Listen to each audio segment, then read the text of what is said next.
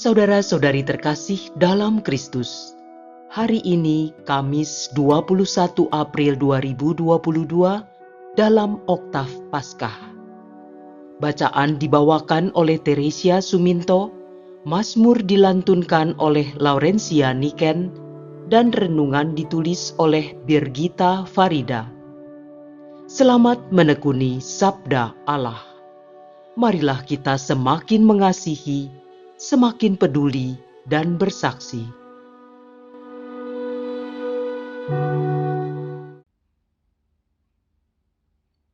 Bacaan dari Kisah Para Rasul, bab 3, ayat 11 sampai 26. Petrus dan Yohanes menyembuhkan seseorang yang lumpuh. Ketika orang lumpuh yang disembuhkan itu tetap mengikuti Petrus dan Yohanes, seluruh orang banyak yang sangat keheranan datang mengerumuni mereka di serambi yang disebut serambi Salomo. Petrus melihat orang banyak itu lalu berkata, "Hai orang Israel, mengapa kamu heran tentang kejadian itu? Dan mengapa kamu menatap kami seolah-olah kami membuat orang ini berjalan karena kuasa atau kesalehan kami sendiri? Allah Abraham, Ishak dan Yakub, Allah nenek moyang kita telah memuliakan hambanya, yaitu Yesus yang kamu serahkan dan tolak di depan Pilatus, walaupun Pilatus berpendapat bahwa ia harus dilepaskan. Kamu telah menolak yang kudus dan benar, dan malah menghendaki seorang pembunuh sebagai hadiahmu. Demikianlah Yesus, pemimpin kepada hidup, telah kamu bunuh. Tetapi Allah telah membangkitkan dia dari antara orang mati, dan tentang hal itu kami adalah saksi. Dan karena kepercayaan dalam nama Yesuslah, maka nama itu telah menguatkan orang yang kamu lihat dan kamu kenal ini. Kepercayaan itulah yang telah memberi kesembuhan kepada orang ini di depan kamu semua. Hai saudara-saudara, aku tahu bahwa kamu telah berbuat demikian karena ketidaktahuan, sama seperti semua pemimpin kamu. Tetapi dengan jalan demikian, Allah telah menggenapi apa yang telah difirmankannya dahulu dengan perantara nabi-nabinya, yaitu bahwa Mesias yang diutusnya harus menderita. Karena itu, sadarlah dan bertobatlah supaya dosamu dihapuskan, agar Tuhan mendatangkan waktu kelegaan dan mengutus Yesus yang dari semula diuntukkan bagimu sebagai Kristus. Kristus itu harus tinggal di surga sampai waktu pemulihan segala sesuatu, seperti yang difirmankan Allah dengan perantaraan nabi-nabinya yang kudus di zaman dahulu. Bukankah telah dikatakan Musa, Tuhan Allah akan membangkitkan bagimu seorang nabi dari antara saudara-saudaramu, sama seperti aku. Dengarkanlah dia dalam segala sesuatu yang akan dikatakan kepadamu. Dan akan terjadi bahwa semua orang yang tidak mendengarkan nabi itu akan dibasmi dari umat kita. Dan semua nabi yang pernah berbicara, mulai dari Samuel dan sesudah dia, telah bernubuat tentang zaman ini. Kamulah yang mewarisi nubuat-nubuat itu dan mendapat bagian dalam perjanjian yang telah diadakan Allah nenek moyang kita ketika ia berfirman kepada Abraham, oleh keturunanmu, semua bangsa di muka bumi akan diberkati. Dan bagi kamulah pertama-tama Allah membangkitkan hambanya dan mengutusnya kepada kamu, supaya Ia memberkati kamu dengan memimpin kamu masing-masing kembali dari segala kejahatanmu. Demikianlah sabda Tuhan.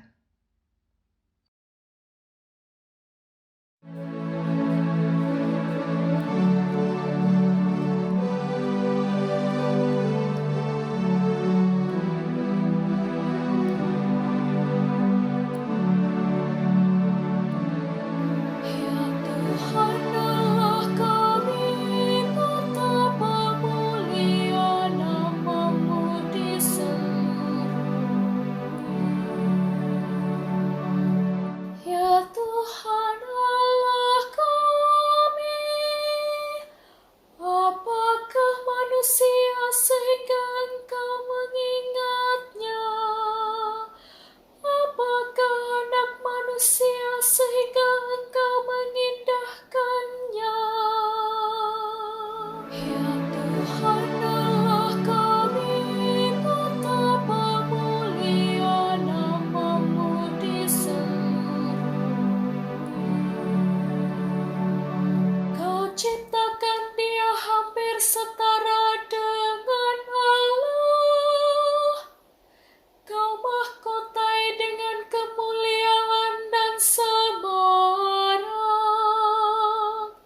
Kau beri dia kuasa atas buatan tangan-Mu. Segala-galanya telah Kau tundukkan di bawah kakinya. Ya Tuhan Allah kami, betapa mulia nama-Mu di seluruh. Domba, sapi, dan ternak semuanya, hewan di padang dan marga satwa, burung di udara dan ikan di laut, dan semua yang melintasi arus lautan. Ya Tuhan Allah kami, betapa mulia nama-Mu di seluruh.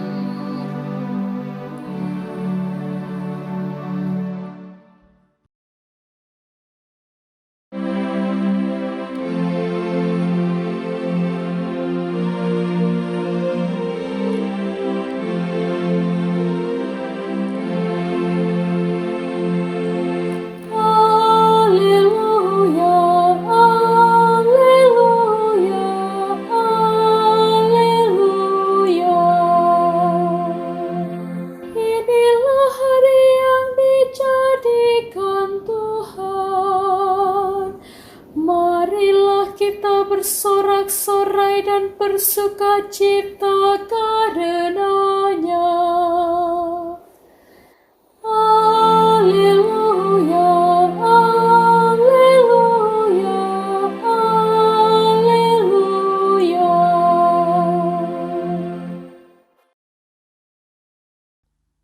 Inilah Injil suci menurut Lukas. Bab 24 ayat 35 sampai 48.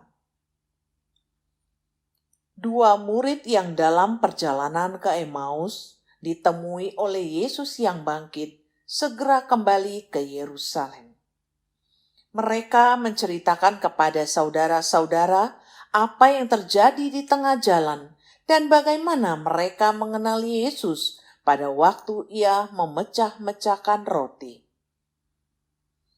Sementara mereka bercakap-cakap tentang hal itu, Yesus tiba-tiba berdiri di tengah-tengah mereka dan berkata, "Damai sejahtera bagi kamu." Mereka terkejut dan takut karena menyangka bahwa mereka melihat hantu. Akan tetapi Ia berkata kepada mereka, "Mengapa kamu terkejut? Dan apa sebabnya timbul keraguan-raguan di dalam hatimu? Lihatlah tangan dan kakiku. Aku sendirilah ini. Rabalah aku dan lihatlah. karena hantu kan tidak ada daging dan tulangnya, seperti yang kamu lihat ada padaku." Sambil berkata demikian, ia memperlihatkan tangan dan kakinya kepada mereka. Dan ketika mereka belum juga percaya karena girang dan masih heran, berkatalah Yesus kepada mereka, "Adakah padamu makanan di sini?" Lalu mereka memberikan kepadanya sepotong ikan goreng. Ia mengambilnya dan memakannya di depan mata mereka. Yesus berkata kepada mereka, "Inilah perkataan yang telah kukatakan kepadamu ketika aku masih bersama-sama kamu, yakni bahwa harus digenapi semua yang ada tertulis tentang aku dalam kitab Taurat Musa, kitab Nabi-Nabi, dan kitab Mazmur." Lalu Yesus membuka pikiran mereka sehingga mereka mengerti kitab suci. Katanya kepada mereka, "Ada tertulis demikian, Mesias harus menderita dan bangkit dari antara orang mati pada hari ketiga. Dan lagi, dalam namanya, berita tentang pertobatan dan pengampunan dosa harus disampaikan kepada segala bangsa, mulai dari Yerusalem. Kamu adalah saksi dari semuanya ini." Demikianlah sabda Tuhan.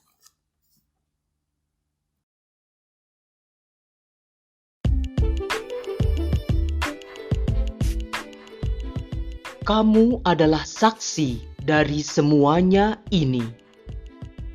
Renungan dibawakan oleh Nikolaus Cipto.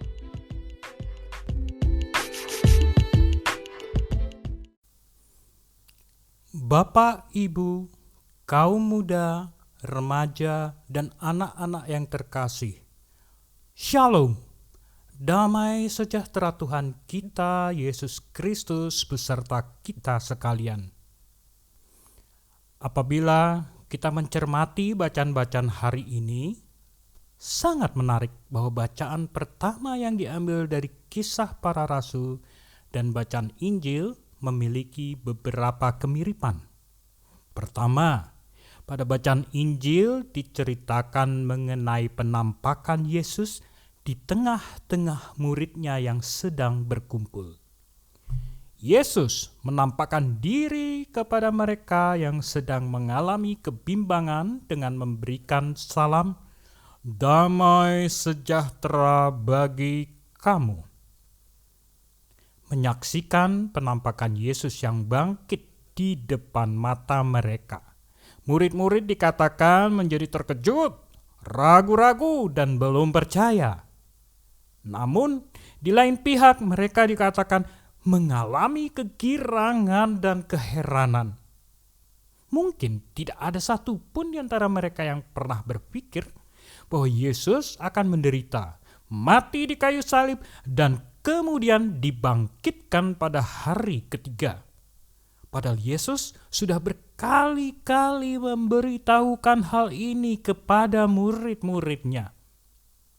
Sedangkan di Kisah Para Rasul diceritakan mengenai orang-orang yang menyaksikan mukjizat kesembuhan yang dikerjakan oleh Petrus dan Yohanes kepada seorang yang lumpuh sejak lahir.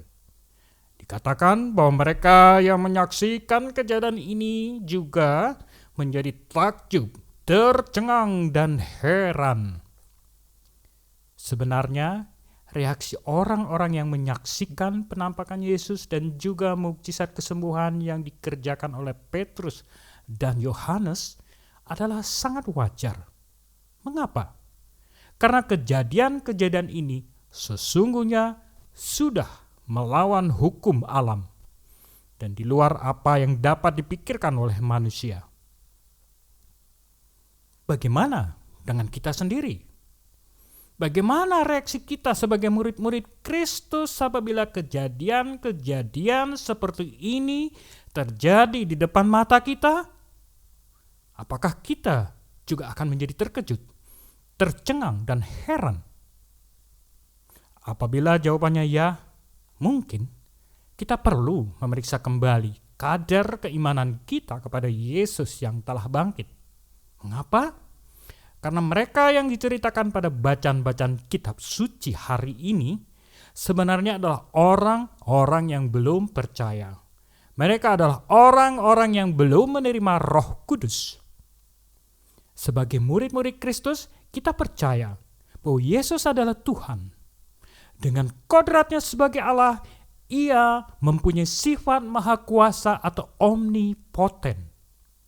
Ia adalah Allah yang dapat melakukan segala sesuatu. Ia mampu untuk menciptakan dari ketiadaan menjadi ada. Sungguh tidak ada hal yang sulit dan mustahil baginya. Sebagai murid-murid Kristus, kita juga percaya bahwa kuasa Roh Kudus tidak terbatas oleh akal budi manusia. Kuasa Roh Kudus tidak dibatasi oleh hukum alam. Kuasanya mampu untuk membangkitkan, untuk menyembuhkan, untuk mempertobatkan, dan untuk melakukan banyak pekerjaan lainnya seperti yang dituliskan kitab suci. Roh Kudus yang ada di dalam diri Yesus telah dicurahkan ke atas para rasul dan semua orang yang percaya. Kuasa Roh Kudus akan terus bekerja untuk menggenapi rencana Allah. Roh Kudus memberikan keberanian bagi kita untuk bersaksi dan untuk melakukan pekerjaan-pekerjaan yang Yesus lakukan, bahkan pekerjaan-pekerjaan yang lebih besar daripada itu. Selanjutnya, apabila kita sudah mengimani akan kebangkitan Kristus dan menerima Roh Kudus, apa yang Tuhan Yesus kehendaki untuk kita lakukan sebagai murid-murid-Nya? Dalam Injil Lukas, Tuhan Yesus mengatakan, "Kamu adalah saksi dari semuanya ini." Maksudnya adalah bahwa kita sebagai murid-murid Kristus diutus untuk menjadi saksi bahwa Mesias telah datang ke dunia untuk menyelamatkan umat manusia dari kematian kekal akibat dosa. Kita bersaksi atas kelahiran Kristus, atas kematiannya, dan kebangkitannya. Bagaimana cara kita memberikan kesaksian bagi dunia? Kita dapat mencontoh cara yang digunakan oleh Tuhan Yesus dan Petrus dalam memberikan kesaksian kepada mereka yang belum percaya dan ragu-ragu dengan memperhatikan bacaan-bacaan kitab suci hari ini. Sebagai contoh, membuka pikiran mereka mengenai nubuat para nabi dalam kitab-kitab Perjanjian Lama.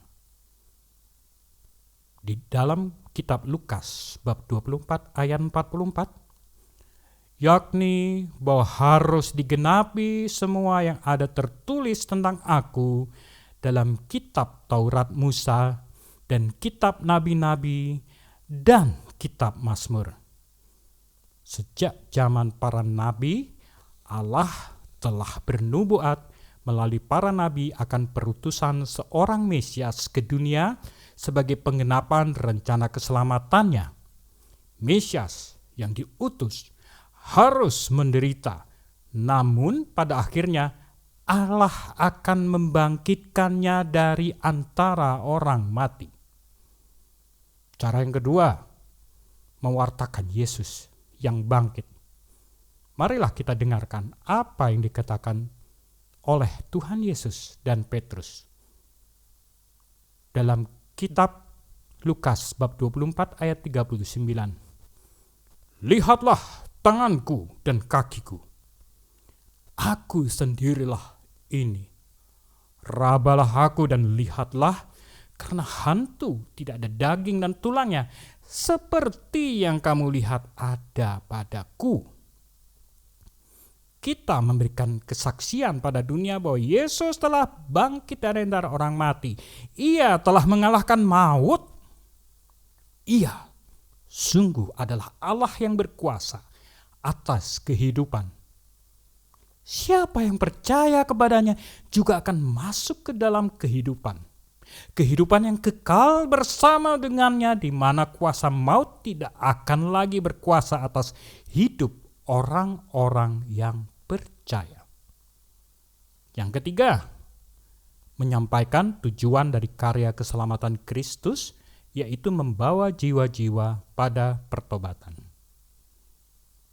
Dalam Kisah Para Rasul bab 3 ayat 26, dan bagi kamulah pertama-tama Allah membangkitkan hambanya dan mengutusnya kepada kamu, supaya ia memberkati kamu dengan memimpin kamu masing-masing kembali dari segala kejahatanmu. Kita tahu bahwa upah dosa adalah maut. Oleh karena itu, dengan membimbing orang-orang yang belum percaya dan mereka yang ragu-ragu kepada pertobatan, kita telah ikut berperan serta dalam karya keselamatan Kristus untuk menyelamatkan jiwa-jiwa orang berdosa. Semoga pada Paskah tahun ini, sebagai murid-murid Kristus, kita dapat semakin menghayati akan makna kebangkitannya dan juga kuasa Roh Kudus yang sungguh nyata. Semoga iman kita semakin diteguhkan dan Roh Kudus senantiasa mengobarkan hati kita untuk terus menjadi saksi Kristus kemanapun kita diutus. Berkat Tuhan menyertai kita semua. Marilah kita berdoa. Allah Bapa yang Maha Rahim, segala pujian, hormat, dan syukur kami unjukkan padamu, karena Engkau telah mengutus Putra Tunggal-Mu untuk datang ke dunia dan menebus kami dari dosa-dosa kami. Tambahkanlah iman kami, dan kobarkanlah semangat kami untuk terus bersaksi seperti yang Kau kehendaki. Kiranya Roh Kudus senantiasa menyertai kami dan kuasa kebangkitan-Mu bekerja di dalam diri kami, membawa semakin banyak jiwa-jiwa kepada pertobatan dan keselamatan. Di dalam nama Tuhan Yesus Kristus, Allah yang bangkit, mulia dan berkuasa, untuk selama-lamanya kami berdoa. Amin.